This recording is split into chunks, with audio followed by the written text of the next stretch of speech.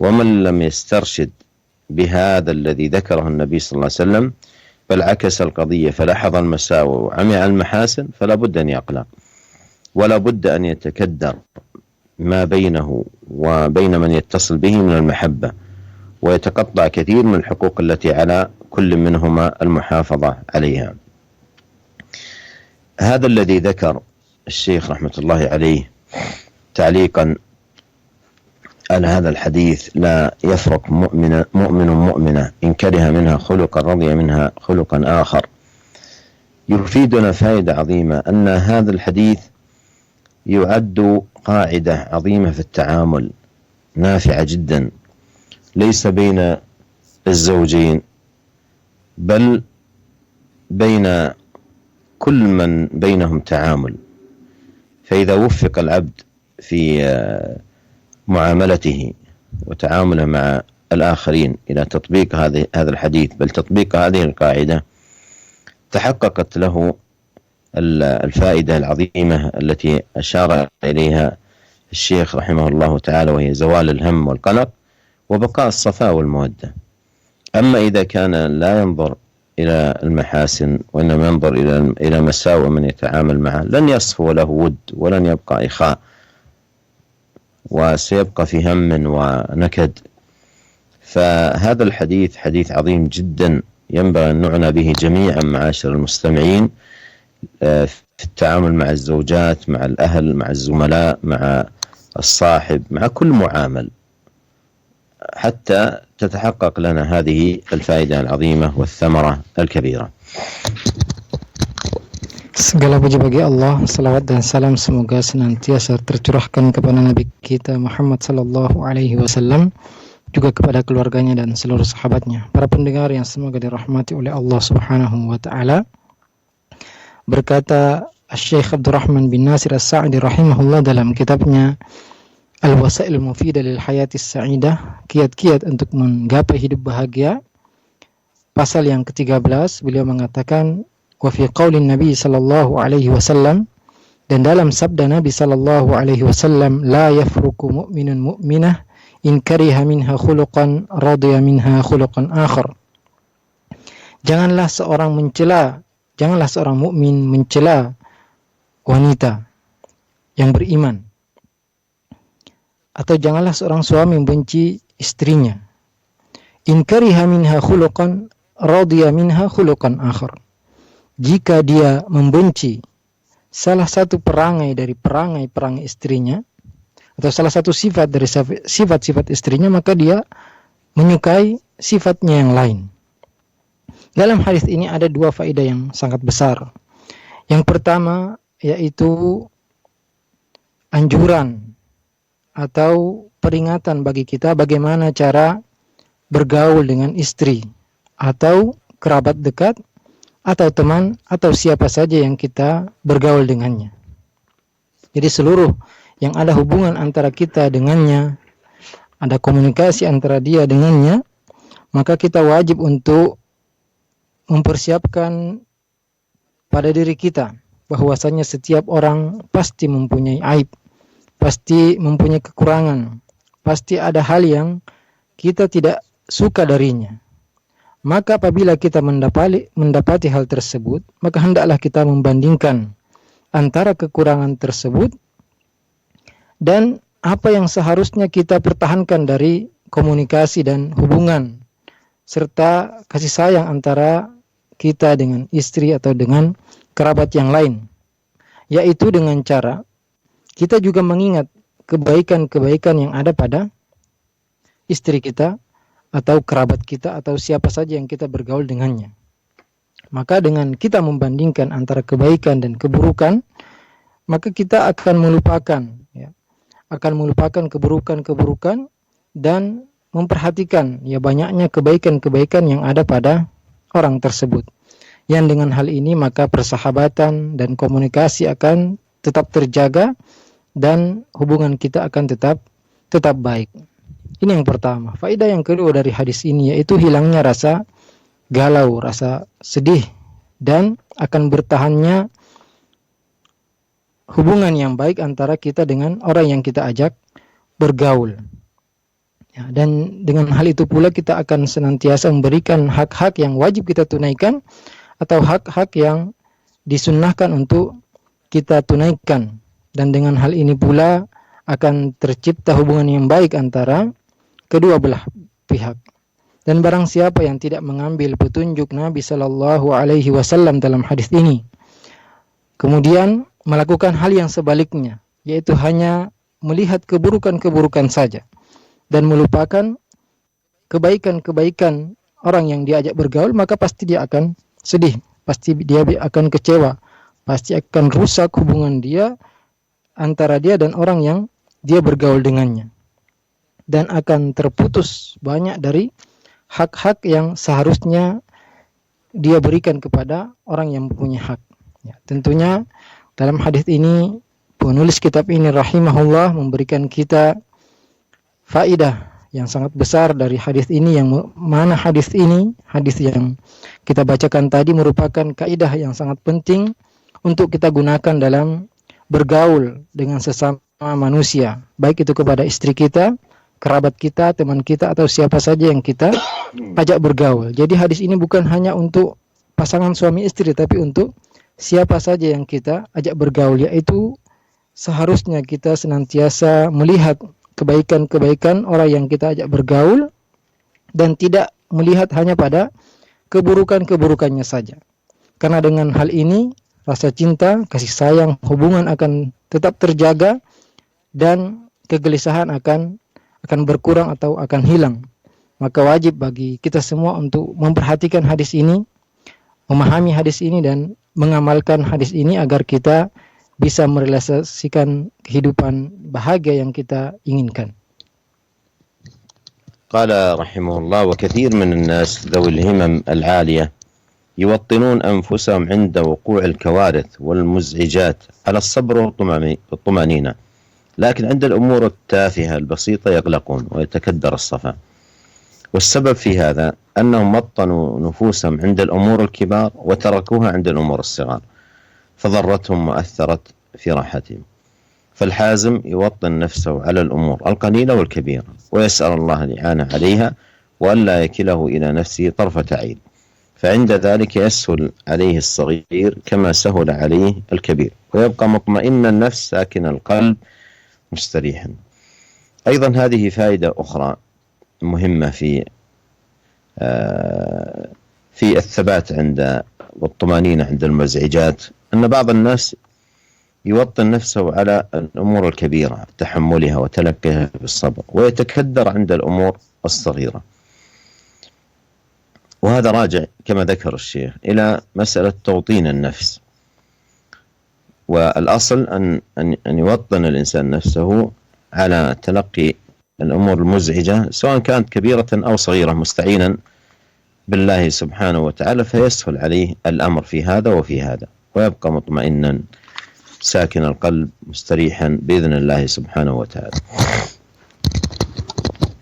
Para pendengar yang semoga dirahmati oleh Allah Subhanahu wa taala, kemudian penulis kitab ini rahimahullah melanjutkan dengan perkataan beliau, dan banyak dari kalangan manusia yang sebenarnya mempunyai cita-cita yang sangat tinggi, mempunyai kedudukan yang sangat tinggi, mereka selalu mempersiapkan dirinya untuk menghadapi kemungkinan terburuk, untuk menghadapi musibah-musibah dengan sabar dan tenang.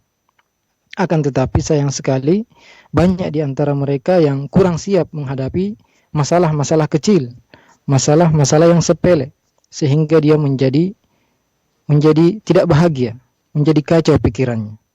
Hal itu disebabkan karena mereka tidak mempersiapkan dirinya untuk menghadapi permasalahan-permasalahan yang kecil, tetapi hanya mempersiapkan dirinya untuk menghadapi masalah-masalah yang besar saja. Padahal orang yang cerdas adalah orang yang selalu mempersiapkan dirinya untuk menghadapi segala permasalahan, baik itu permasalahan yang besar maupun permasalahan yang kecil. Kemudian dia selalu meminta pertolongan kepada Allah Subhanahu wa taala, selalu bertawakal hanya kepada Allah Subhanahu wa taala, memohon kepada Allah agar tidak menyerahkan urusannya kepada dirinya sendiri walaupun sekejap mata. Dengan hal tersebut, dengan cara dia mempersiapkan dirinya untuk menghadapi segala permasalahan yang besar maupun yang kecil, maka akan mudah bagi dia untuk menghadapi segala permasalahan yang kecil sebagaimana mudah baginya untuk menghadapi permasalahan yang besar. Dan dengan cara itu pula hatinya akan tenang, jiwanya akan tentram, dan dia pun akan senantiasa bahagia. Ini adalah faedah lain yang disebutkan oleh penulis kitab ini rahimahullah, yaitu kita harus senantiasa tegar dan tenang dalam menghadapi segala permasalahan, baik itu permasalahan yang besar maupun permasalahan yang kecil, ya, yaitu dengan cara kita selalu mempersiapkan diri kita untuk menghadapi segala masalah-masalah yang akan ya, atau mungkin kita hadapi. Ya, tidak hanya permasalahan besar, tapi permasalahan-permasalahan sepele juga harus kita persiapkan diri kita untuk menghadapinya. Kemudian kita pun harus senantiasa beristi'anah, meminta pertolongan kepada Allah Subhanahu wa taala dan bertawakal kepadanya, banyak berdoa kepadanya agar kita selalu dibantu untuk menghadapi segala permasalahan yang kita hadapi. Yang dengan hal tersebut maka hati kita akan tenang, jiwa kita akan tentram, dan kita pun akan bahagia. قال رحمه الله: فصل: العاقل يعلم أن حياته الصحيحة حياة السعادة والطمأنينة، وأنها قصيرة جدا، فلا ينبغي له أن يقصرها بالهم والاسترسال مع الأكدار، فإن ذلك ضد الحياة الصحيحة، فيشح بحياته أن يذهب كثير منها نهبا للهموم والأكدار. ولا فرق في هذا بين البر والفاجر، ولكن المؤمن له من التحقق بهذا الوصف الحظ الأوفر والنصيب النافع العاجل والآجل. هذه طريقة أخرى أيضا للخلاص من الهموم والأكدار، أنها إذا بدأت تهجم على المرء يدفعها بتذكير نفسه بأن الحياة قصيرة، فيشح بحياته، أن يبخل بحياته، أن يذهب جزء منها نهبا للهموم والأكدار، فيترك هذا الهم والكدر الذي لا يفيده شيئا ويشغل نفسه بما تكون به سعادته. Para pendengar yang semoga dirahmati oleh Allah Subhanahu wa taala.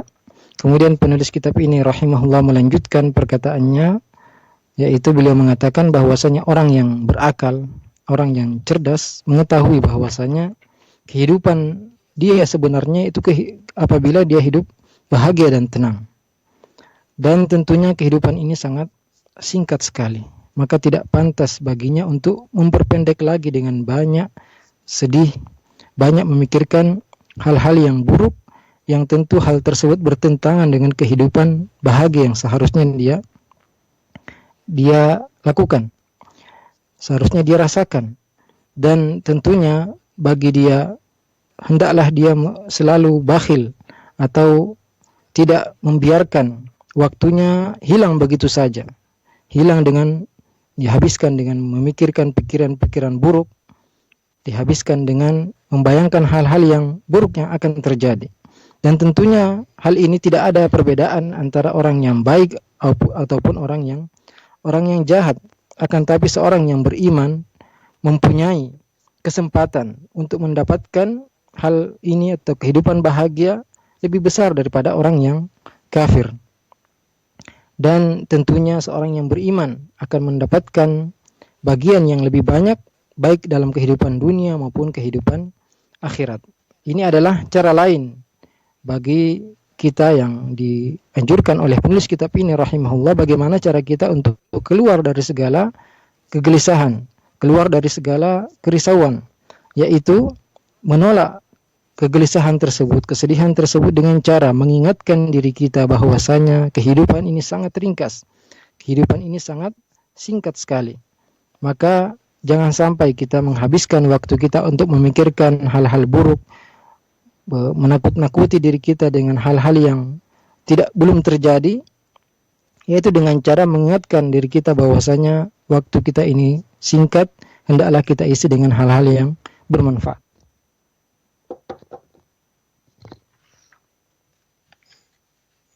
قال رحمه الله: وينبغي أيضا إذا أصابه مكروه أو خاف منه أن يقارن بين بقية النعم الحاصلة له دينية أو دنيوية وبين ما أصابه من مكروه، فعند المقارنة يتضح كثرة ما هو فيه من النعم واضمحلال ما أصابه من المكاره، وكذلك يقارن بين ما يخاف من حدوث ضرر عليه وبين الاحتمالات الكثيرة في السلامة منه، فلا يدع الاحتمال الضعيف يغلب الاحتمالات الكثيرة القوية، وبذلك يزول همه وخوفه ويقدر أعظم ما يكون من الاحتمالات التي يمكن أن تصيبه، فيوطن نفسه لحدوثها إن حدثت، ويسعى في دفع ما لم يقع منها وفي رفع ما وقع أو تخفيفه. وهذه أيضا قاعدة مفيدة جدا في دفع الهم والغم، سواء عند حصول مكروه أو الخوف من حصوله. يحدث العبد مقارنة بين المكروه الذي وقع أو يخاف أن يقع وبين بقية النعم الحاصلة للعبد الدينية والدنيوية، فيشغل نفسه بالفكر فيها فيتحول خوفه إلى حمدا على النعم وشكرا على المنن. Penulis kitab ini rahimahullah melanjutkan bahwasanya hal yang seharusnya untuk kita lakukan yaitu apabila kita ditimpa kesedihan, ditimpa musibah atau takut untuk ditimpa sebuah musibah, yaitu dengan cara membandingkan antara nikmat-nikmat yang ada, baik itu nikmat agama maupun nikmat dunia, dengan apa yang menimpa kita dari keburukan. Dan ketika kita membandingkan nikmat tersebut dengan keburukan yang ada, maka kita akan melihat bahwasanya ternyata banyak sekali nikmat-nikmat Allah Subhanahu wa taala yang ada pada diri kita, sehingga dengan hal tersebut kita akan melupakan musibah yang menimpa kita.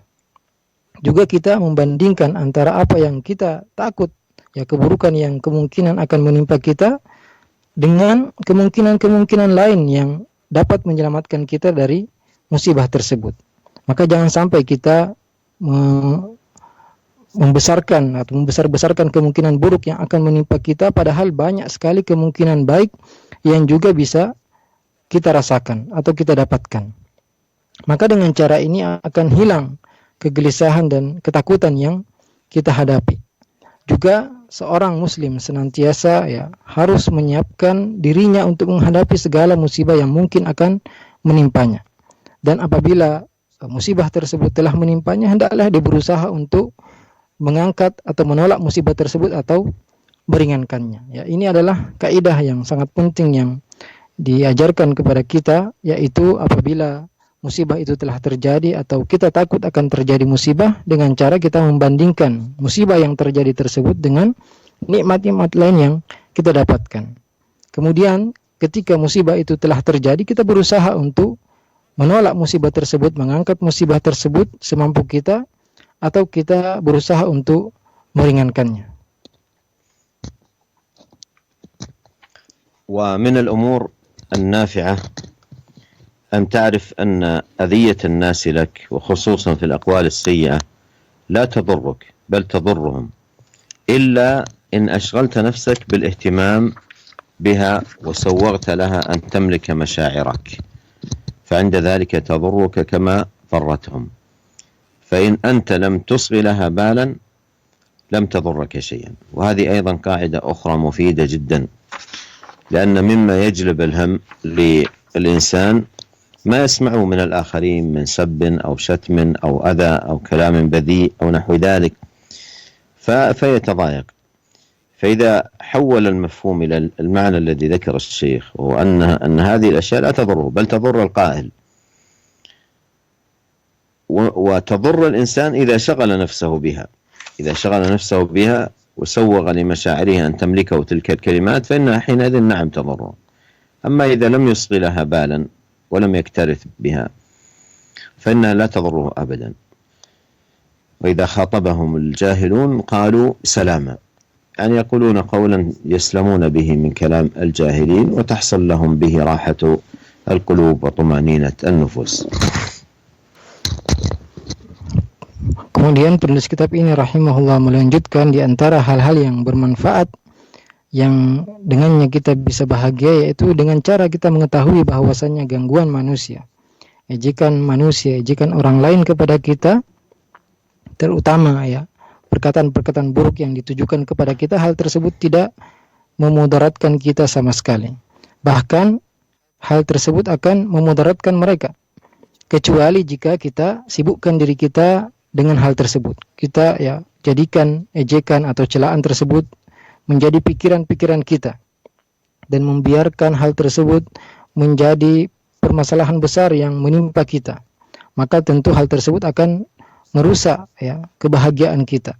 Tetapi apabila kita cuek atau membiarkan hal tersebut, melupakan, tidak memperhatikan ejekan dan celaan manusia, maka tidak akan berpengaruh buruk sedikit pun kepada kita. Ini adalah ya salah satu kaidah penting yang diajarkan kepada kita, yaitu apabila kita ya mendapatkan keburukan atau diejek atau orang lain, ya mendapatkan celaan-celaan buruk, maka kita seharusnya tidak memperhatikan hal tersebut, cuek terhadap hal tersebut, karena hal tersebut tidak akan berpengaruh buruk kepada kita, justru pengaruh buruknya akan kembali kepada orang yang mencela.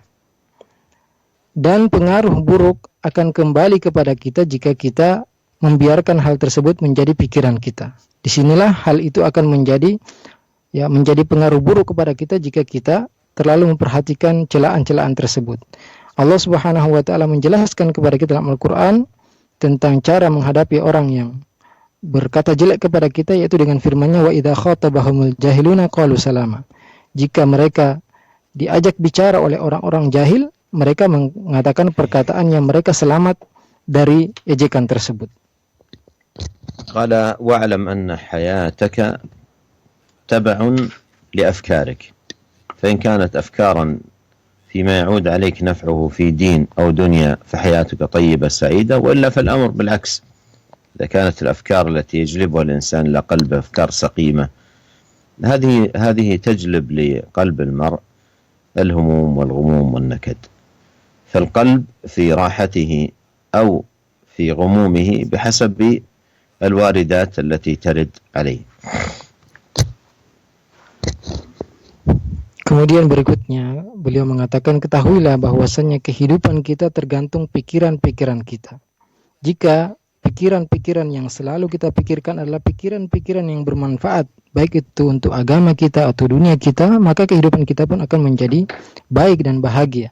Sebaliknya juga seperti itu. Jika yang selalu kita pikirkan adalah pemikiran-pemikiran buruk, maka kehidupan pun akan menjadi buruk. Karena hati tergantung apa yang diisi dengannya. Jika hati kita diisi dengan kebaikan-kebaikan, maka hati itu akan menjadi baik. Sebaliknya, jika hati diisi dengan keburukan-keburukan, maka hati pun akan menjadi buruk. قال ومن أنفع الأمور لطرد الهم أن توطن نفسك على ألا تطلب الشكر إلا من الله. فإذا أحسنت إلى من له حق عليك أو من ليس له حق عليك فاعلم أن هذا معاملة منك مع الله، فلا تبالي بشكر من أنعمت عليه، كما قال الله تعالى في حق خواص خلقه إنما نطعمكم لوجه الله لا نريد منكم جزاء ولا شكورا. أيضا هذا مفيد جدا في باب التعامل، عندما تعامل الناس وأنت لا تريد شيء منهم، تريد شيء من الله ثوابا وأجرا، إذا لم يقابلوا إحسانك بالإحسان وقابلوا بالإساءة لا يضرك ذلك، لأنك لم تقدم هذا لهم، وإنما قدمته قربة لله سبحانه وتعالى. بينما الذي يقدم الإحسان للناس لشيء يرجوه منهم إن أساءوا إليه تعب تعبا شديدا. Berikutnya yang disebutkan oleh penulis kitab ini rahimahullah, dan di antara hal-hal yang sangat bermanfaat untuk mengusir kesedihan, yaitu kita mempersiapkan diri kita untuk tidak meminta terima kasih, tidak meminta balasan kecuali dari Allah Subhanahu wa ta'ala. Jika kita berbuat baik kepada orang yang memang mempunyai hak bagi kita, atas kita, atau bahkan kita berbuat baik kepada orang yang tidak punya hak atas kita, maka ketahuilah bahwasanya kebaikan yang kita lakukan ini adalah kita lakukan untuk ikhlas hanya kepada Allah Subhanahu wa taala. Kita tidak mengharapkan balasan sama sekali dari manusia atau orang yang kita berikan kebaikan kepadanya. Sebagaimana firman Allah Subhanahu wa taala dalam Al-Qur'an, "Innama nut'imukum liwajhillah, la nuridu minkum jazaa'a wala syukura." Sungguhnya kami hanya memberikan kalian makan dengan mengharapkan wajah Allah Subhanahu wa taala. Kami tidak mengharapkan dari kalian balasan ataupun terima kasih. Ya, ini adalah kaidah yang sangat penting yang harus kita pegang dalam kehidupan kita, yaitu ketika kita berbuat baik kepada orang lain, maka kita tidak mengharapkan balasan kebaikan dari orang tersebut. Maka apabila kita telah berbuat baik kepada orang lain, ternyata dia tidak membalas kebaikan kepada kita atau bahkan sebaliknya membalas keburukan, maka kita tidak sedih. Karena memang kita tidak mengharapkan balasan darinya, akan tapi kita hanya mengharapkan balasan dari Allah Subhanahu wa ta'ala. ويتأكد هذا في معاملة الأهل والأولاد ومن قوي اتصالك بهم، فمتى وطنت نفسك على إلقاء الشر عنهم فقد أرحت واسترحت. ومن دواعي الراحة أخذ الفضائل والعمل عليها بحسب الداعي النفسي دون التكلف الذي يقلقك وتعود على أدراجك خائبا من حصول الفضيلة، حيث سلكت الطريق الملتوي. وهذا من الحكمة، وأن تتخذ من أمور الكدرة أمورا صافية حلوة، بذلك يزيد الصفاء اللذات وتزول الأكدار. فيما يتعلق بالأمر الأول، يقول يتأكد هذا في معاملة الأهل والأولاد.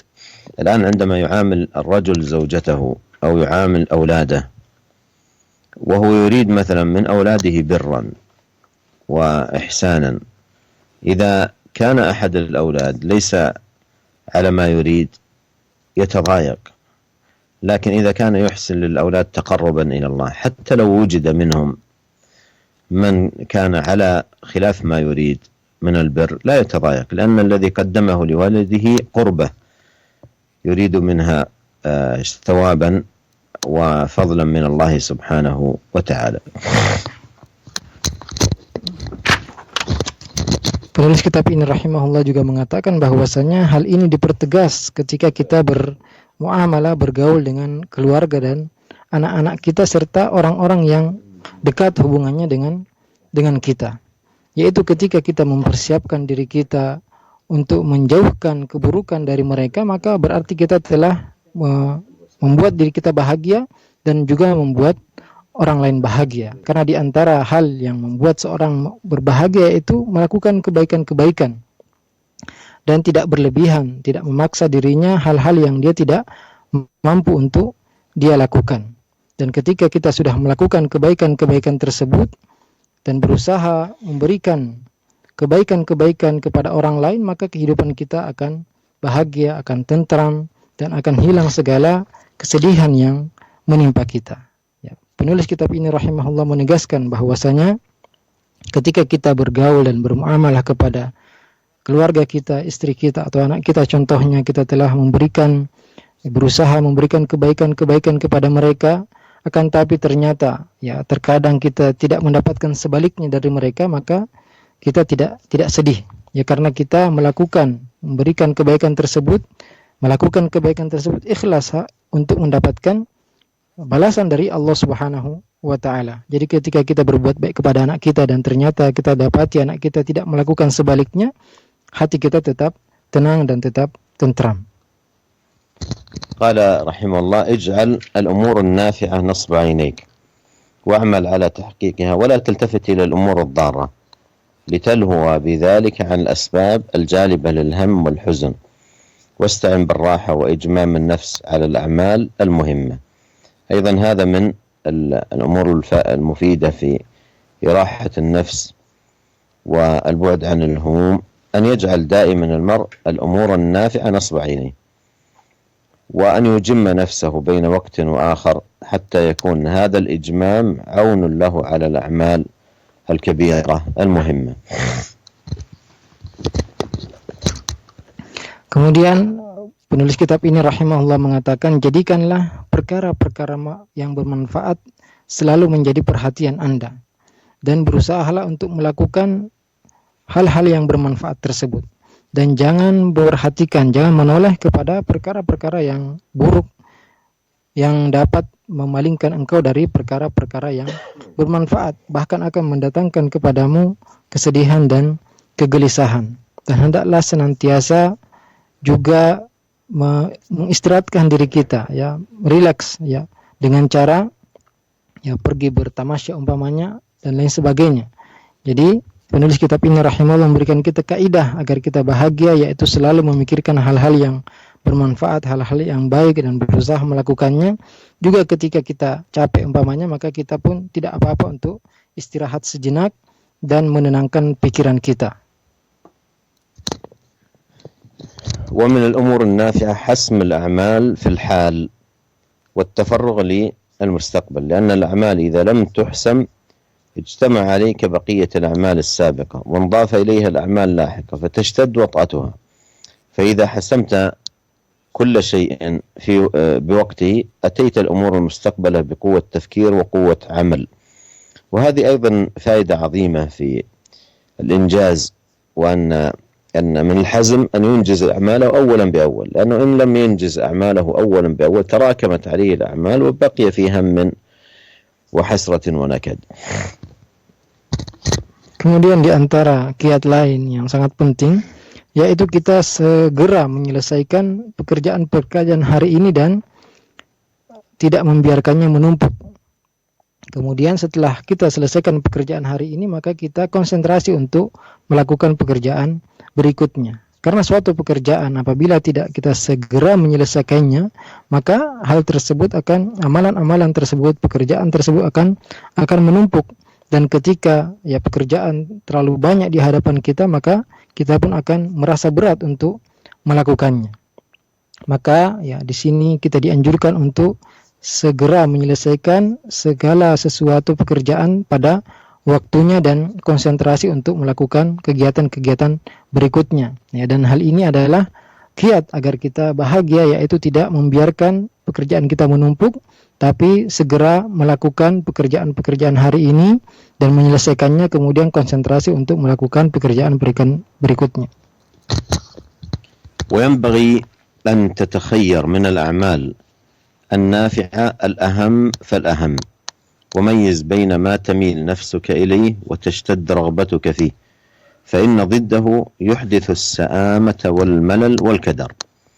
واستعن على ذلك بالفكر الصحيح والمشاورة، فما ندم من استشار، وادرس ما تريد فعله درسا دقيقا، فإذا تحققت المصلحة وعزمت فتوكل على الله، إن الله يحب المتوكلين. وهذه فائدة أيضا عظيمة ختم بها، وهي أن المرء ينبغي أن يرتب أعماله حسب الأولوية، فيبدأ بالأهم فالأهم، وأيضا ينظر في الأعمال التي تميل إليها نفسه فيحرص عليها لأن أنشط في العمل.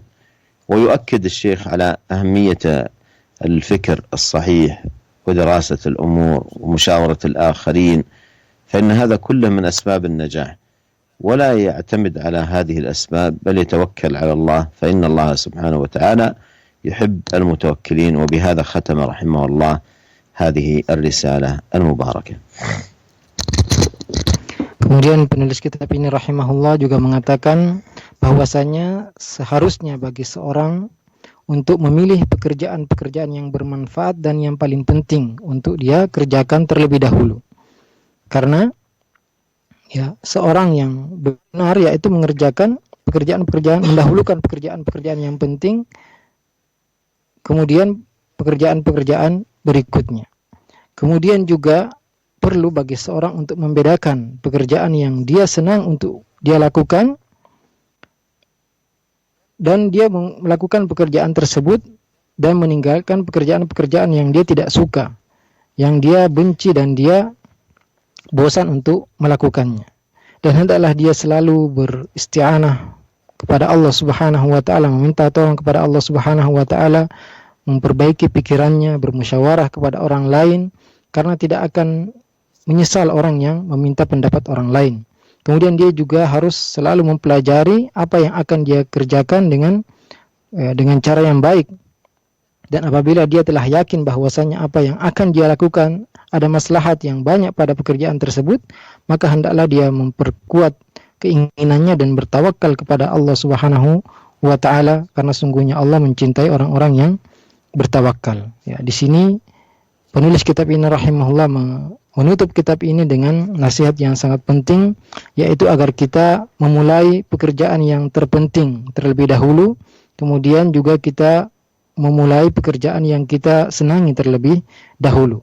Di samping hal tersebut, kita juga harus memperbaiki pemikiran kita, kemudian kita pelajari dengan baik hal-hal yang akan kita kerjakan, kita bermusyawarah kepada orang lain, setelahnya kita bertawakal dan berdoa kepada Allah Subhanahu wa taala agar senantiasa membantu kita dalam segala urusan kita.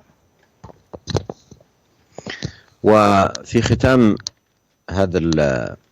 هذه المذاكرة لهذا الكتاب أشير إلى فائدتين تتعلقان بهذا الكتاب نختم بهما.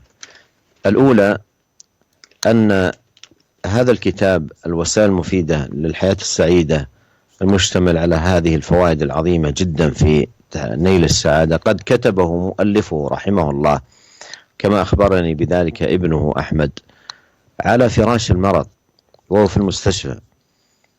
كتبه على فراش المرض وهو في مستشفى يعاني من ألم في رأسه حتى نهاه الأطباء عن القراءة، وفي تلك الحال كتب هذا الكتاب العظيم. وهذا بحد ذاته يعد مدرسة في أن السعادة مدارها على راحة القلب كما بين الشيخ، حتى لو كان الجسم معتلا لا يخل بالسعادة. فها هو الشيخ وهو في هذه الشدة في صحته يكتب عن السعادة هذه الكتابة العظيمة. الفائدة الثانية أن أحد أهل العلم وصف هذا الكتاب وأصاب بأنه مستشفى للأمراض النفسية، وفعلا الكتاب بهذه المكانة، فمن وفقه الله سبحانه وتعالى لحسن العناية بهذا الكتاب والفهم لمضامينه كان علاجا له في باب الأمراض النفسية والهموم والغموم والأحزان ونحو ذلك. ونسأل الله أن ينفعنا أجمعين بما علمنا وأن يزيدنا علما وتوفيقا وأن يصلح لنا شأننا كله إنه سميع قريب مجيب. Kemudian Syekh Abdul Razak hafizahullah menutup kitab ini dengan menyebutkan dua faedah yang sangat penting, yaitu yang pertama bahwasanya kitab ini ditulis oleh Syekh Abdurrahman bin Nasir As-Sa'di ketika dia sedang sakit parah, dan hal ini diceritakan sendiri oleh anak Syekh yaitu Ahmad, yang bernama Ahmad, yaitu bahwasanya ayahnya menulis kitab ini ketika dia dalam kondisi yang sangat parah. Bahkan dilarang oleh para dokter untuk menulis atau membaca. Akan tapi beliau menulis kitab ini dalam kondisi yang sangat parah, dalam kondisi sakit yang parah. Hal ini menunjukkan bahwasanya kebahagiaan itu bisa didapatkan oleh siapa saja, bahkan orang yang sedang sakit parah. Ya, dan kebahagiaan itu letaknya di dalam hati kita. Apabila hati kita bahagia, maka akan bahagia kehidupan kita. Dan apabila hati kita tidak bahagia, maka tidak akan bahagia kehidupan kita. Yang kedua, yaitu bahwasanya sebagian ulama menyebutkan bahwasanya kitab ini adalah Mustashfa Amrad An-Nafsiyah, yaitu rumah sakit jiwa bagi orang yang memang menderita penyakit jiwa. Dan ini adalah sifat yang sangat baik atau yang benar yang ditujukan kepada kitab ini, yaitu bahwasanya kitab ini benar-benar adalah obat bagi penyakit jiwa. Maka barang siapa yang membaca kitab ini dengan baik, memahaminya dengan baik, dan berusaha mengamalkan apa yang dituliskan oleh pengarang kitab ini, maka dia akan selamat dari segala penyakit jiwa. Kemudian kita tutup pelajaran kita dengan memohon kepada Allah Subhanahu wa taala agar senantiasa memberikan kita kehidupan yang bahagia. قبل الختام أنبه أننا لقاءنا القادم بإذن الله سبحانه وتعالى سنقرأ في رسالة بعنوان وجاء شهر رمضان، وهي مفيدة لنا جميعا للتهيؤ لشهر رمضان وكيف نستعد لاستقبال هذا الشهر العظيم المبارك. أسأل الله أن يوفقنا وإياكم أجمعين لكل خير، وإلى لقاء آخر، والسلام عليكم ورحمة الله وبركاته. Kemudian berikutnya Syekh mengingatkan kepada kita semua bahwasanya pada pertemuan berikutnya kita akan membahas kitab yang ditulis oleh beliau yang berjudul Wajah Syahrul Ramadan, dan telah datang bulan Ramadan, yang insyaallah dengan kitab ini kita mempersiapkan diri kita untuk menghadapi bulan Ramadan yang sebentar lagi akan datang. Kita memohon kepada Allah Subhanahu wa taala agar senantiasa memberikan taufik kepada kita. Sungguhnya Allah Maha mendengar lagi Maha dekat. Jazakumullah khair pada Fadilat Syekh Abdul Razak bin Abdul Muhsin Al-Badr hafizahullahu taala dan Al-Ustaz Iqbal Gunawan MA hafizahullahu taala yang telah menerjemahkan kajian bersama Fadilat Syekh di kesempatan sore hari yang berbahagia ini. Merupakan kajian terakhir dari kajian Al-Wasail Mufidah li Hajati Sayyidah, dan alhamdulillah kesempatan sore hari ini berakhir pembahasan dan faidah-faidah yang sangat bermanfaat dan mutiara hikmah dari kitab yang ditulis oleh Syekh Sa'di rahimahullahu ta'ala, yang disampaikan oleh Syekh bahwa kitab ini ditulis dalam keadaan beliau terbaring di rumah sakit, dan kajian atau pembahasan kitab ini benar-benar sangat bermanfaat, dan semoga Allah Subhanahu wa ta'ala memberikan kita kemudahan dan pertolongan untuk dapat mengamalkan dari mutiara hikmah dan faidah yang bermanfaat dari apa yang disampaikan Syekh dan disyarahkan dari kitab ini selama beberapa pertemuan. Dan insyaallah kita akan ikuti pembahasan kitab baru, yaitu bagaimana menyambut bulan Ramadan, yang insyaallah akan dimulai pembahasan dan pembacaan dan syarah kitab ini pada kesempatan pekan yang akan datang. Kami mohon maaf tidak bisa menghadirkan beberapa pertanyaan yang disampaikan melalui pesan singkat ataupun telepon karena keterbatasan waktu yang ada. Dan insyaallah setelah adzan maghrib dan menunaikan salat maghrib berjamaah, kita ikuti kembali kajian ilmiah bersama Ustaz Abu Ya'la Qurnaidi LC hafizahullahu ta'ala dalam pembahasan kitab Ahsanul Bayan fi Bimawaqifi Ahli Iman, langsung dari Masjid Al-Barakah. Demikian informasi ini kami sampaikan. Jazakumullahu khair wa barakallahu fikum. Sesaat lagi kita akan jelang dikumandangkannya azan untuk salat maghrib bagi daerah Jakarta dan sekitarnya. Assalamualaikum warahmatullahi wabarakatuh.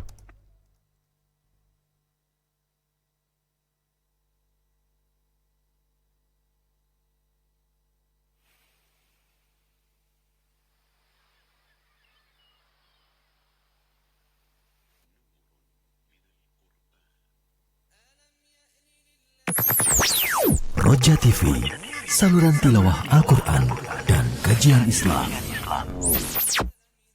A'udzu billahi minasy syaithanir rajim.